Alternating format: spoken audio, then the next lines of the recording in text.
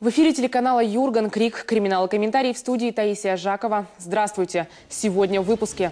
Уловка по классике. Жительница Сыктывкара изменила голос по телефону, чтобы проникнуть в чужую квартиру и отомстить обидчице. Лицо инспекции. 85-летие отмечает служба пропаганды безопасности дорожного движения. Вдали от дома. Как создать условия безопасного летнего отдыха своему ребенку. Тяжелые травмы получила в аварии неопытная девушка-водитель. ДТП случилось в 11 часов вечера 21 мая по улице Лесной в столичном местечке Лесозавод. По предварительным данным, 18-летняя сыктывкарка не справилась с управлением. Ее машина съехала в кювет и перевернулась. Видимо, пострадавшая автомобилистка не пристегнулась ремнем безопасности, поскольку после удара ее выбросило из салона автомобиля. В результате дорожно-транспортного происшествия девушка-водитель 98-го года рождения получила травмы различной степени тяжести. Госпитализирована, находится в коме. Водительского удостоверения не имеет и не получала. У пострадавшей открытая черепно-мозговая травма, перелом левого бедра, многочисленные ушибы и ссадины. По факту аварии проводится административное расследование. Полицейским предстоит установить, как девушка, не имея прав, оказалась за рулем машины, да еще и без сопровождения. Владельцы иномарки уже вызвали для дачи объяснений в ГИБДД.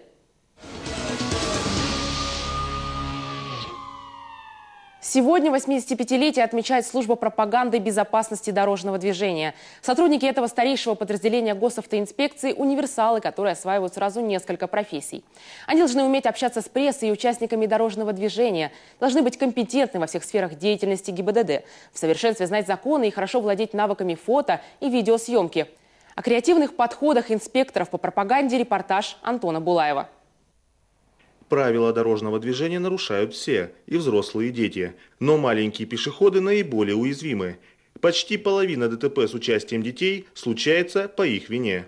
Основная причина – элементарное незнание правил безопасности на дороге. Сотрудники отделов пропаганды всеми силами стараются искоренить эту проблему.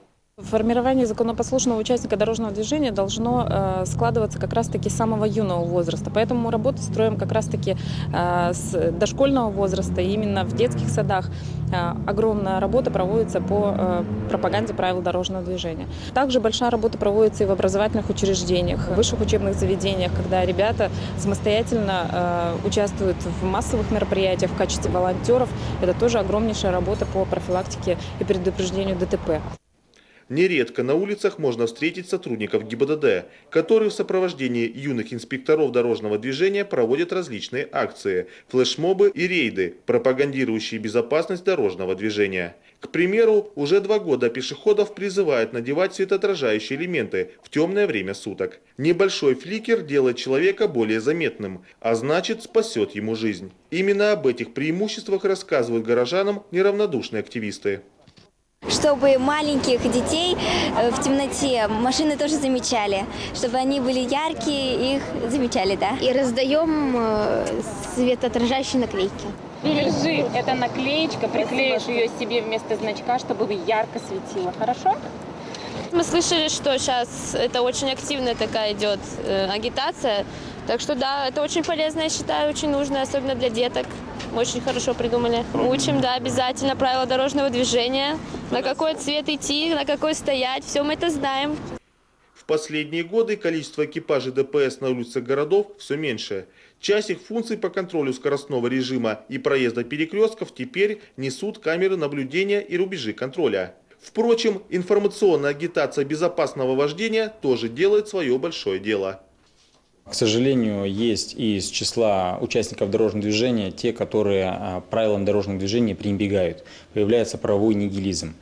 Работа пропаганды безопасности дорожного движения не сводится только к сотруднику госавтоинспекции, стоящему на маршруте патрулирования, либо несущему службу на определенном конкретном месте.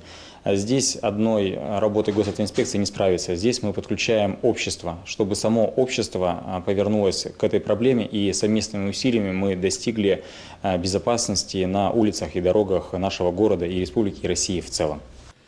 С начала года только столичная автоинспекция получила более 300 сообщений от неравнодушных горожан о грубых нарушениях правил. В результате 250 водителей привлекли к административной ответственности. Юрий Шибаев – один из народных активистов. Молодой человек отправил в ГИБДД более 50 фото и видеоматериалов на злостных нарушителей.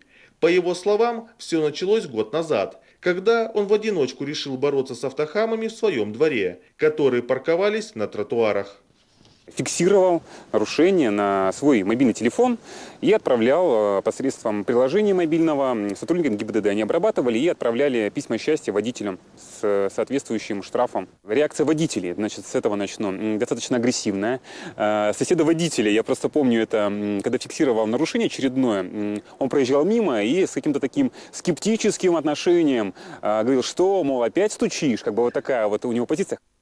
А еще про сотрудников пропаганды говорят, что они мастера на все руки. Автоинспекторы, юристы, психологи, педагоги, журналисты и даже операторы. Наглядные репортажи о крупных автоавариях, задержании пьяных нарушителей и полицейских рейдах, которые благодаря СМИ затем смотрят водители и пешеходы, имеют большой профилактический эффект. К примеру, в этом году в Коми наметилось заметное снижение по 3 основным показателям – числу ДТП, количеству раненых и погибших. Столичные полицейские разыскивают пожилую женщину, которую подозревают в краже сумочки в магазине по улице Морозова. По версии следствия, пенсионерка похитила у одного из покупателей барсетку, в которой лежало более 4000 рублей, паспорт, водительские права, военный билет и ключи от автомобиля. 30-летний потерпевший обратился в полицию 6 мая. По его словам, вечером он зашел в супермаркет и приобрел продукты. Сумочку с деньгами оставил на столике возле выхода и ушел. Вернулся через пару минут, но вещей уже не нашел. Изучив запись камер видеонаблюдения, полицейские возбудили уголовное дело. Потерпевший расплачивается, подходит к лотку, где укладывает продукты питания в пакет и забывает барсетку. За ним сразу же в очереди стояла женщина. Данная женщина видит, что наш потерпевший забывает барсетку, по сторонам оглядывается, подходит, забирает эту барсетку и покидает данный магазин. Личность злоумышленницы устанавливается. На вид ей 45-50 лет. Рост 165-170 сантиметров, среднего телосложения. Была одета в куртку цвета хаки с капюшоном, черную толстовку с белой молнией, черные штаны, черные ботинки. На голове была черная вязаная шапка. По словам продавцов, от женщины сильно пахло дымом. По внешнему виду похожа на бездомную. Через 4 дня в другом магазине этой торговой сети по Сысольскому шоссе покупатель пытался пронести мимо кассы продукты питания. На выходе мужчину остановила продавец и вернула похищенное. Однако несуну удалось скрыться. Его приметы – высокий мужчина на вид 45-50 лет.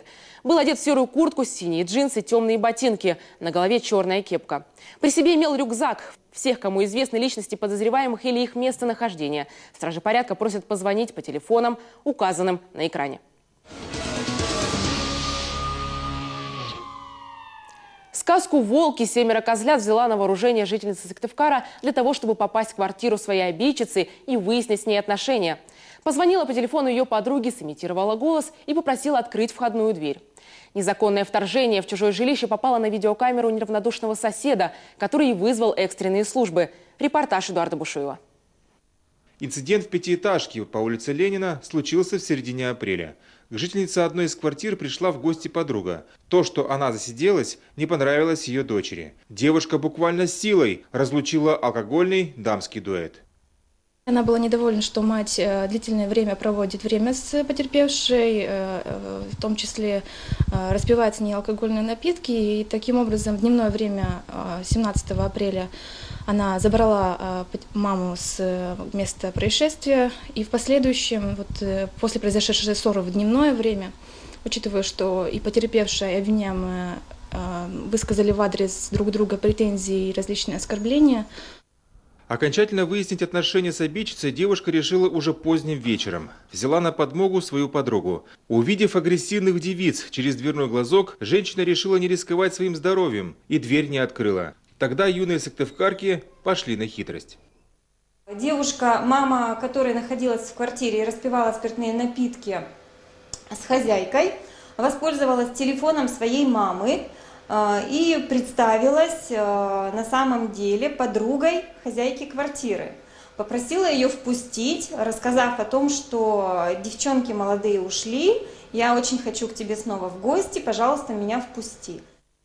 Момент преступления снял на камеру сотового телефона один из жителей, которому за целый день порядком надоели женские разборки на повышенных тонах. На этот раз девушки закрыли глазок рукой и нажали на звонок. После того, как они проникли внутрь, очевидец позвонил в службу спасения. К приезду наряда полиции налетчицы уже покинули место происшествия, а вот избитой хозяйке квартиры требовалась медицинская помощь. У нее были различные травмы, в том числе порезы от разбитого стекла. За незаконное проникновение в жилище юных сыктывкарок привлекли к уголовной ответственности, а вот дело по причинению телесных повреждений пока не возбудили. Статья будет зависеть от тяжести полученных травм.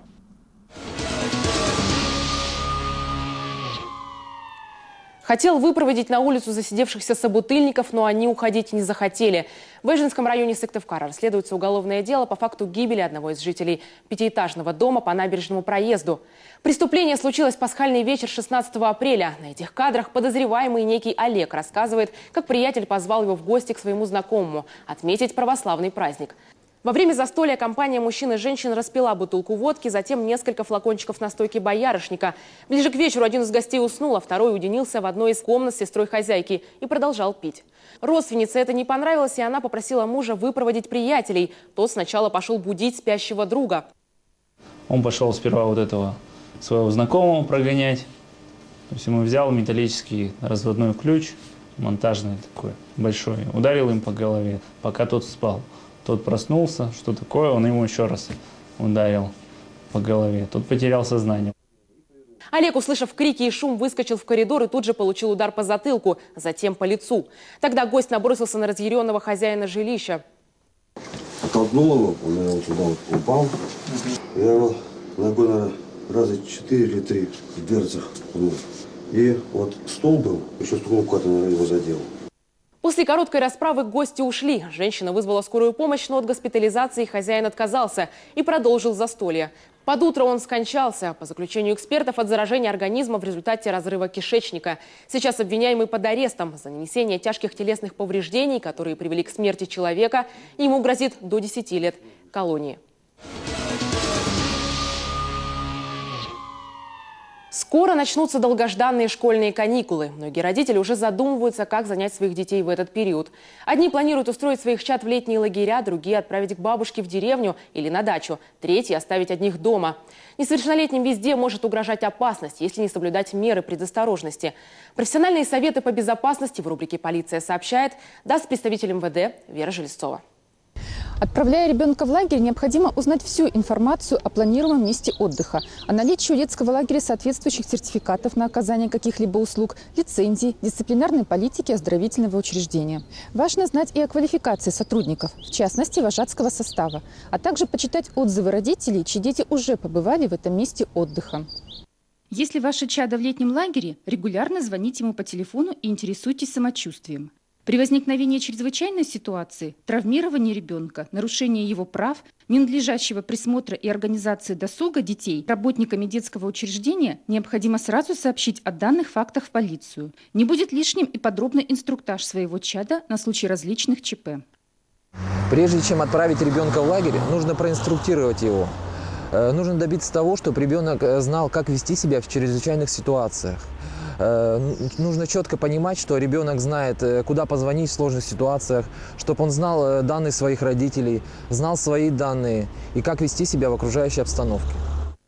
Впрочем, большая часть подростков останется летом в городах, часто без должного родительского контроля и присмотра. С наступлением весны традиционно становится больше фактов подросткового хулиганства и других уличных правонарушений. Не стоит забывать, что с 2008 года введен комендантский час с 22 до 6 часов утра. При обнаружении несовершеннолетнего в данный промежуток времени сотрудники полиции задерживают его. Выявив данный факт, сотрудники полиции, составив рапорт, просят несовершеннолетнего пройти в служебную автомашину, после чего везут по месту жительства и под расписку передают родителям или законным представителям.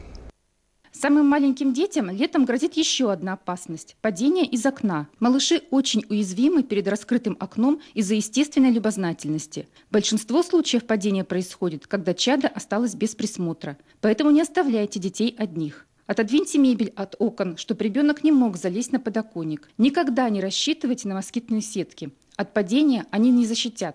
Напротив, москитная сетка создает у малыша иллюзию надежной стены, на которую можно опереться. Старайтесь открывать окна сверху, а не снизу. Снимите рукоятки и уберите их повыше, используя только по мере необходимости. Прежде чем отправить ваше чадо на отдых, убедитесь, что оно к этому испытанию полностью готово. Поговорите с ним, объясните, как нужно вести себя в разных экстремальных ситуациях. Если же ваш ребенок остается на лето дома, то его надо чем-то занять. К слову, трудоустроиться можно уже с 14 лет. В этом году в Коми планируется открыть 10 200 вакансий для несовершеннолетних. Много они там, конечно, не заработают. Но, во-первых, почувствуют вкус трудовой копейки, а во-вторых, будут заняты, пока родители на работе. Программа «Крик. Криминал-комментарий» подошла к концу. С вами была Таисия Жакова. Этот и другие выпуски программы ищите на нашем сайте jurgen.rf. Следующий обзор криминальных событий региона во вторник проведет Эдуард Бушуев. До встречи на телеканале «Юрган».